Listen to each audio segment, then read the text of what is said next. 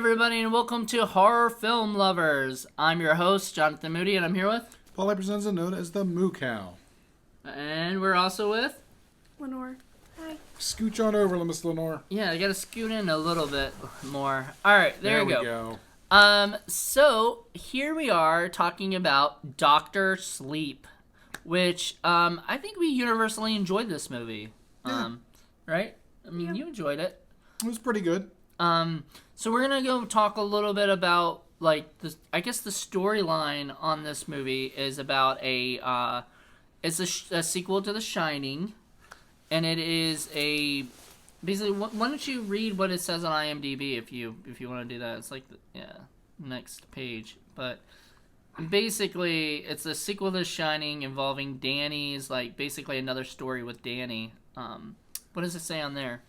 Years following the events of The Shining, a now-adult Dan Torrance must protect a young girl with similar powers from a cult known as the True Knot, who prey on children with powers to remain immortal. Yeah.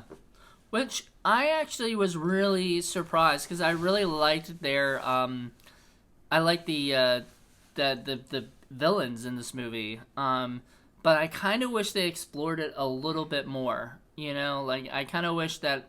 Because I feel for, like, even though it's 2 hours and a half long, you know, I feel like there's still so much I didn't, and I guess you read the book, obviously, the Stephen King book, and there's probably a lot more that they just didn't explain, you know, or whatever, but, like, I mean, there's stuff about how they were around for, like, centuries, you know, they've dealt with all these different things. I wished the very same thing, and as a matter of fact, while I did like the movie, my main problem is that it felt like the movie was serving two masters. It was trying to serve both the fans of the Stephen King books, both The Shining and Dr. Sleep, and the Stanley Kubrick film.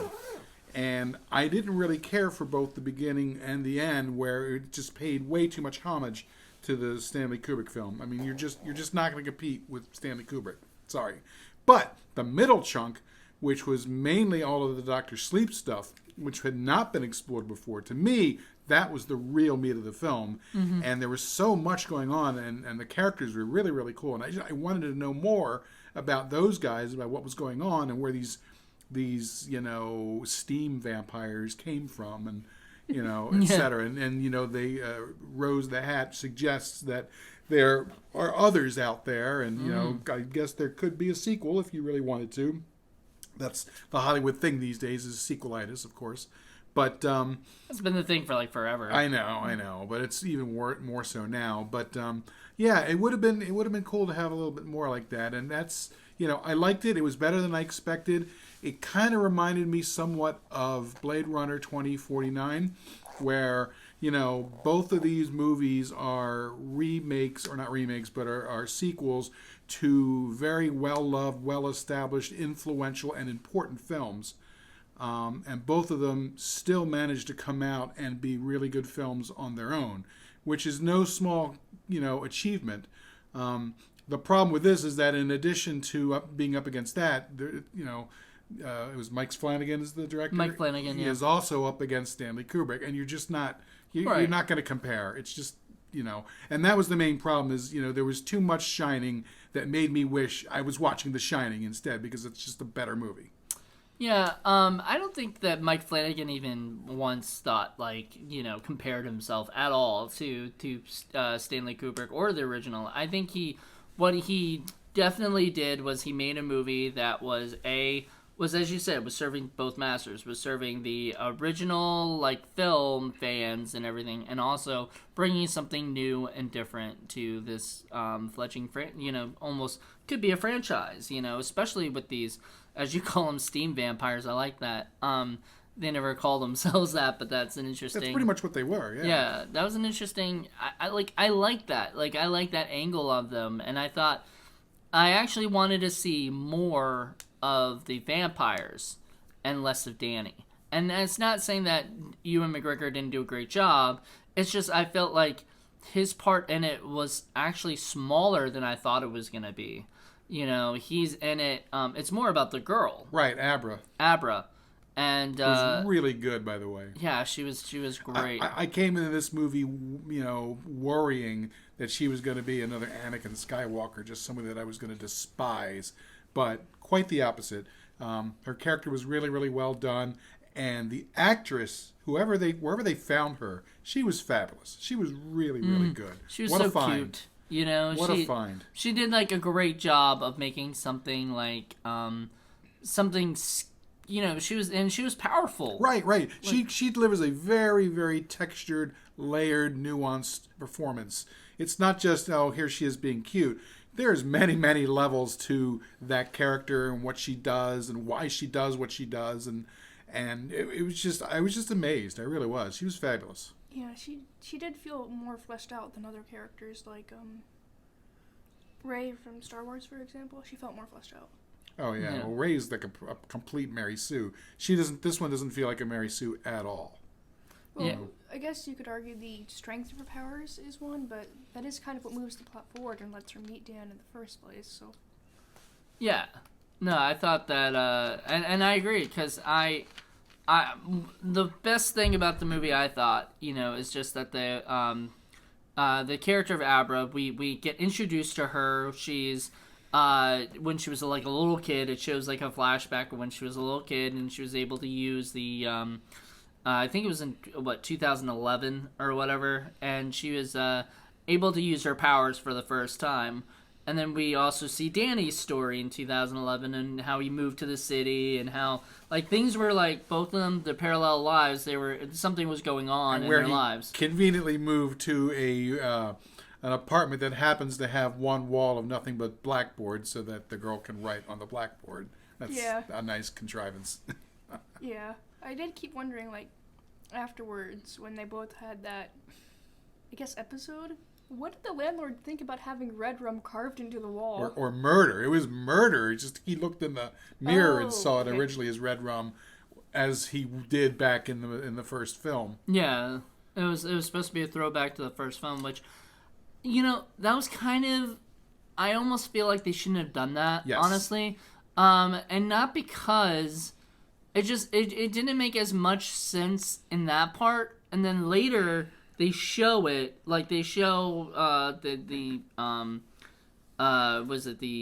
hotel, the Overlook Hotel, and they show the red rum still carved in there. Or at least the Ready Player One version of the hotel.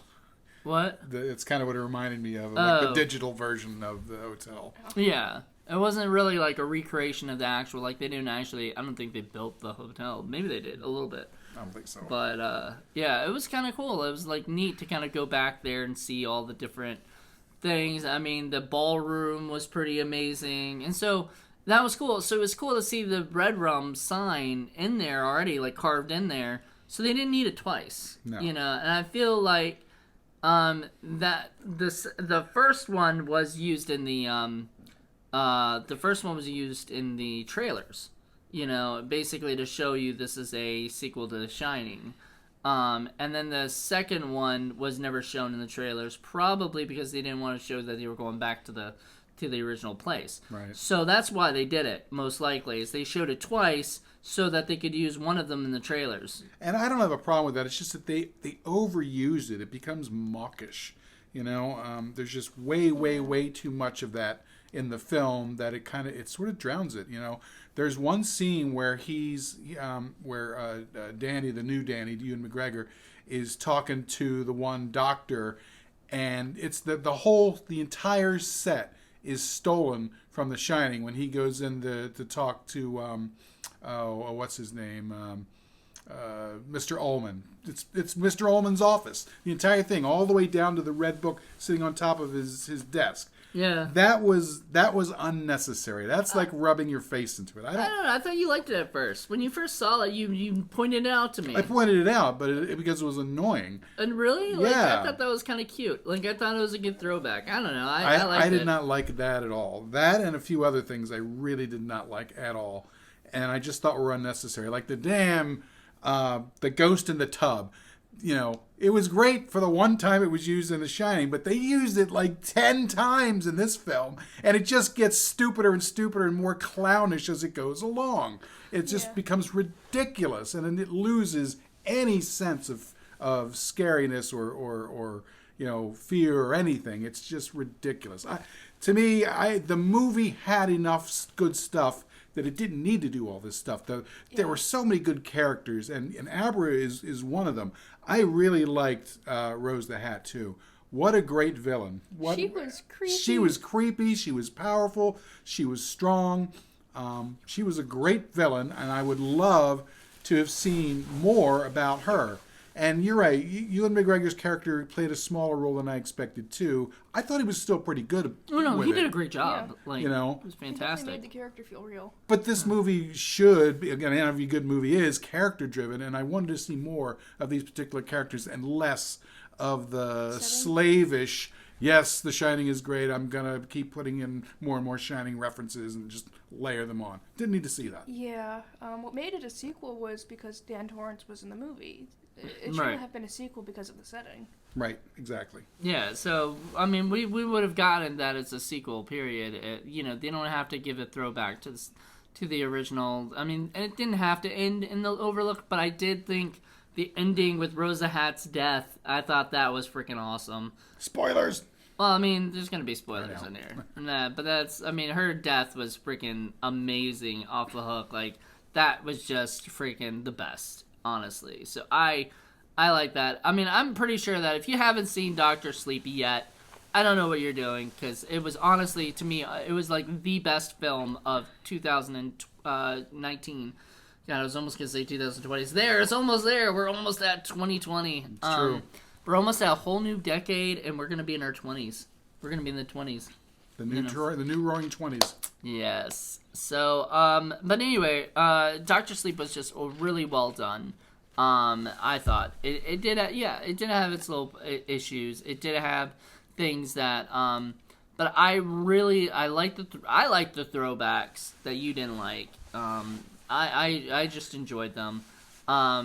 Maybe they should have saved them for deleted scenes, and then people can watch them if they what I mean. But whatever, I enjoyed them. The thing that I really liked was after rewatching the movie, we got to see it. All three of us saw it with Joe. Joe was there. Oh yeah, that's right. We watched the 4K version in the theater, which was pretty neat. Seeing it, I never saw it on the big screen, so it was like whoa. And it was your first time, right, seeing it. So that was amazing. And then we got to see this, and so this was really cool. But what I really liked was the guy who played the groundskeeper. Gatman Brothers. Well, who's the character name? Hal? No. Mr. Halloran. Mr. Halloran. Mr. Halloran. So Mr. Halloran, he was great. The guy who basically took over for Scatman Crothers. I great. Literally thought it was him at first. He was fabulous. He did such a great job. His voice was the best. Yeah. Like, I literally thought they had the mannerisms were the same too. I thought it was I thought they pulled a Tupac and like basically hologrammed him in there or whatever. He was fabulous. And to me, the saddest and most poignant part of the movie is when he comes back and visits Jack for the last time, and he says, "This is the last time I'm going to talk to you and visit you and give you warnings." Jack? And I'm thinking at Jack, the time, you mean Danny, yeah. And I'm thinking in my head, well, why is it going to be the last? There's no reason why he can't just come whenever he wants. Well, now we know why. Yeah. Also, I didn't like.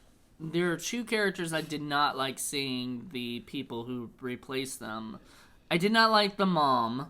For the lady who played Wendy was okay, but I honestly, I felt like at times she didn't look like her exactly. I didn't need to see any of that. Yeah, and the other thing I really didn't like was that the guy who played Jack Nicholson's Jack. Oh yeah, he wasn't good. No, he wasn't good because didn't sound anything like. He might have looked like him, but he didn't sound anything like him. and it just really threw me off when I watched it. And I didn't need any of that stuff. Just leave the Shining stuff alone. You know, they kept bringing the one ghost back, the great party. Well, he says it like 3 times, and he doesn't look or sound like the original guy. And you're telling me that's all he ever does? Is just stand there with his glasses and say, great party. Come on, give me a break. You don't need to see that. And a lot of the other ghosts were I didn't need to see the girls. The girls have already done their thing. You don't need to see that. That's like, you know, that and the blood flowing and everything. Those were just like, let's just go all Shining out in the last act. Like, that's literally all it was. And I didn't mind that. I didn't mind it. I didn't mind the girls because they actually sounded and looked similar enough where it didn't throw me off. The things that throw me off are when I hear or see the person and I'm like thinking of the original person, and then I see, you know what I mean? Because if you're gonna throw, they're not gonna have the original person. They're gonna be close, but it's not gonna be the same. Right. I mean, they can't have what's her name in it. Shelley Duvall. You know, I don't. She's still alive though, but she can't. Like, I think she's just not acting anymore. Plus, she's too old now. I don't think she would look. No, but right. how awesome would it have been if they had instead of that guy pretending to be Jack Nicholson, they actually had Jack Nicholson in there, just a little cameo as the bartender. He's just too old too. He's just too old. Because do ghosts grow old? Come on, like, I don't know. Ghost guy, you figure can do whatever the hell they want. I know, but like. But remember too, these days you can de-age just about anybody. Right. But it is expensive. Yeah, but I mean, I think it would have been a fun little. That's a little throwback that I think I would have liked to have seen. I think they probably did. I don't know this for a fact or not, but I think they probably tried to reach out to Jack Nicholson, and he probably either said no or or like and whatever. The only other thing that bothered me, there are inconsistencies in the film that kind of annoy me too. It's kind of like, you know, I love Rose the Hat, I love how powerful she is, but you know, she can sense like strong presences or people who have the steam all the way across the world. But she can't tell the Overlook Hotel is a dangerous fucking place for her? Come on. And then when she sees the blood coming by, it's like, she's like, oh, this is going to be a fun place. No, it's not going to be a fun place. This is a nasty, horrible place. Particularly for folks like you. You don't get that? Come on. Yeah. She's smarter than that. Yeah, I had one question, though. In The Shining, it seemed like the ability to shine was kind of rare. Right. And in this movie, it seems like it's a lot more common. They changed the rules on The Shining itself. And, you know, you kind of sort of got to do that and kind of expect that. You know, it was a little clunky, but it worked okay, I thought. Oh, okay, no. I'm going to disagree on that because just because O'Halloran or whatever, you know, said to Danny when they were in the original Shining that there was that you know, you and me got the Shining, you know, not many of us have the gift. He didn't know. That's what I'm thinking. He didn't know about these people because these people were, I mean, remember, they didn't even find Danny for a while. They've been looking, like, you know, or something. They knew his name. Oh, I know, but in the first, there was no concept of steam. You know, when Halloran dies, nothing comes out of his mouth. Right, which, I mean, I'm so glad they didn't George Lucas the 4K and put that in there just as a... I would have lost my shit if they had done that. Yeah, I'm glad they didn't do that. Don't do that. Don't do that. Studio. Don't Lucas movies, you know, please. Like, yeah, we don't need that. No. It's okay. We'll just understand that there is steam that comes out. And so the movie has to sort of take a step and do things to explain stuff. So I understand that. And they do the best they could. I don't just know that it was necessarily that successful. On the other hand, there was a lot of good stuff that I thought I wasn't expecting. I was expecting a lot of the CGI to be obvious, crappy, normal, traditional CGI. But it was actually pretty good. Now, like the part where Rose is out hunting Abra and she's out in the stars looking down on the city, going through the clouds. Yeah. That was really cool. I thought I could see that not only being in a Kubrick film, but I could see Kubrick taking that scene, quietly sticking it in the trailer so that you're seeing that. And when you're seeing that, without any context, you're like, what the fuck is going on? What is that? But the image was so striking. It was really, really cool. Yeah, I like that. That was neat. See, I guess I have another question then is... Because in The Shining, it seemed like the ability to shine comes from, like, trauma. In this movie, it seems like it's genetic almost. Yeah, like I said, they seem to change the rules Yeah. about it, and I don't know whether that's something that happens in the book, which is possible. I haven't read Doctor Sleep. I think I'd like to now that I've seen the film. Yeah, they definitely seem to have changed things. And, if that's the case where King has changed it, he wrote that book back in, 1973 or 72? I mean, it was a long time ago. So it's been a while. So he's had plenty of time to sort of evolve his concept of what The Shining or Steam or whatever is. And now that we're seeing it in this film, compared to the one that was made, back when Kubrick made it, it's going to be a little bit jarring, I think, to see the two concepts side by side, especially since, as you said, we just went and saw The Shining in 4K. And so we already have our idea, the established idea of what Shining is. Yeah. So the movie has kind of a tough job because of that, because it's already been explained. But because of the new circumstances and the new players and the new stuff, they have to come to some kind of contrivance to expand it and broaden it and change it a little bit. So they did the best they could, and there's not a whole lot. I don't know that they could have done better. It just wasn't as successful as I would have liked. But other than that, to me, it's the performances by the actors who really, really, really saved the film from being mediocre, and they just did such a great job. I was very, very pleased with that, and it's I'm so happy that they allowed the actors to do so well, and it wasn't just carried by jump scares and CGI. Mm-hmm. I really liked the middle segment. Yeah. Me too. When Dan has settled down. This is okay. It's just... Okay. When Dan has settled down. We're haunted. When he settled down in, Fraser, New Hampshire. And he has a job and everything. And he's doing well and he's happy. And Abra is, going through, high school and learning to deal with the Shine and how to control it and everything. And the two of them are exchanging messages back and forth. I really liked that part. It felt nice. And in the books, actually, Abra and Dan actually are uncle and niece. So you've read the book? I read part of it. Oh, okay, that's cool. I didn't know that. Cool. But yeah, they're actually uncle and niece in the books. Interesting. So they're related. So now I understand what you're meaning as far as the Shining being sort of a genetic thing, because if they're blood related, then it makes sense that they would both be, to have this. And as a matter of fact, the impression I got is that Danny was probably the most powerful Steam or Shining person there was up until the point where Abra comes along and even outshines, quote unquote, him. Outshines him. Abra's mother is Dan's half sister, and their shared parent is Jack Torrance. Oh, that's interesting. Well, that definitely doesn't come out in the film. Yeah. Right. Well, they never established that at all, and then that's not even. There's that line is I could call you uncle, which I think is their way of kind of throwing back to the book, but also being their own movie. Right. Well, plus they have to explain why a 13-year-old girl is hanging out with a 40-year-old guy. Right.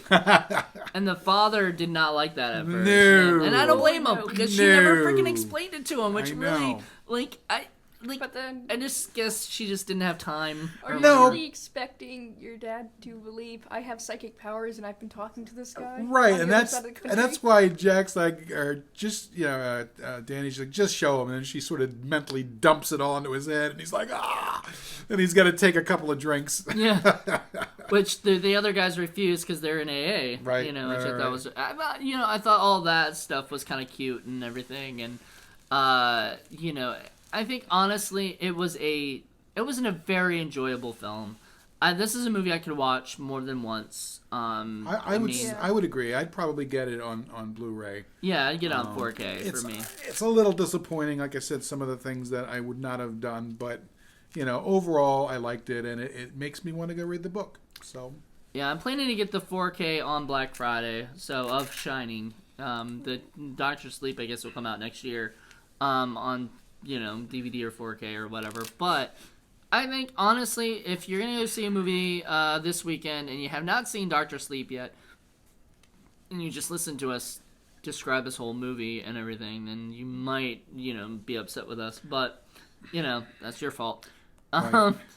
I think you should go see it. I think literally this is a movie that a lot of people should check out. Well, I tell you what, this is a possible cautionary tale because I imagine some, nitwit suit in one of the studios somewhere along the line said, "Hey, let's reboot or remake The Shining," and there's no way you can never remake that film. It'll be destroyed. But what you can do is do what they did here, which is to take a sequel, which was penned by Stephen King himself, and just sort of tell the story as it goes along. Now, you don't need to harken back so much to the Shining. You just, it's just not going to work for you. But in order to take the story a little further and sort of bring some closure to the characters, I think that was a wise idea. Mm-hmm. So, and I'm glad I checked it out. All right, so I guess, do you want to do a rating? Because I think we did that the last time for the Jerome. So let's do a rating of 1 to 5. It was 1 to 5? 1 to 5 stars. 5 being best, and 0 or 1 or 0 being the worst. I would say 4. I would give it a 4 stars. I'd give it a 4. That's fair. 4.5. 4.5. Wow, there you go. She really liked it. And like he said, it makes people want to go read the book, which I don't think the It movies did that for a lot of people, honestly. I think this movie was a lot more fun, and enjoyable, and something that people can really just kind of sink their teeth into and enjoy. But also, I think the It book is like 3,000 pages long. I know, it's pretty long. Well, I think, from what I remember reading about it, did actually send some people back to read it, and then they were horrified to see that there was teen sex in there. So, and they were like, okay, maybe we shouldn't read the book now. Yeah, people are getting too, I don't know. 3,000 pages. Yeah, well. Even if I could find a copy of It, and I actually don't know where to find one. I have a copy of it somewhere. Bookstore. Of It somewhere. Yeah. I think I'd balk at the page number. I still haven't seen the second It film. I don't know. I liked the first half anyway more than I liked the second in the book anyhow. But let's just say I like Dr. Sleep the best out of all the movies that was out this year. This has been my favorite movie, horror movie of the year. Technically, it might even be my favorite movie so far this year, period. I don't think there really has been anything that's... I don't know if this is necessarily a horror film. It's more like a dark fantasy, It is, but it is, tonally, I think it's really different from The Shining. Yeah, it's built on a horror film, but itself, I think, is more dark fantasy. Yeah, but I think with the ghosts and other things, you can still consider it a horror film. The Shining I don't know. was about trauma and fear of the unknown, and this one's about growth and acceptance. Mm-hmm. Fair enough. Well, I guess we might have done a review on horror film lovers on movie that's not a horror film. Oh, that's okay. It's close enough. It's close enough, yeah. So there you go. But yeah, so this is great. Thank you guys so much. We may be doing one more with all of us or whatever at some point if we review something else or watch another. Dr. Moo. Dr. Moo? Yeah, he's joking. Oh, okay. Yeah, I don't think he has. He doesn't have anything like that. I don't think. I really hope not. I wish. Yeah, he wishes. But no, I think so. If we get another thing going, we'll definitely come back and we'll let you guys know what's going on. This should be up on Tuesday, Wednesday. So Tuesday, Thursday, Saturdays are the planned days for horror film lovers, but it may not be that way for the first few times because I'm getting ready to move to LA, so there's a lot of stuff going on right now.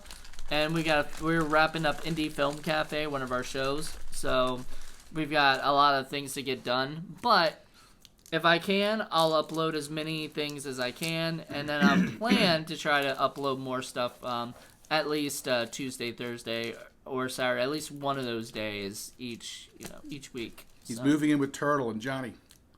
Who are Turtle and Johnny? Entourage. Oh, I didn't even catch that at first. All right, no, and Vincent, No. and E. So all of them. So all right, guys, thank you guys so much for checking this out. Hope you enjoyed it. We just got a severe weather alert on my phone, so awesome. All right, bye guys. Bye. Bye.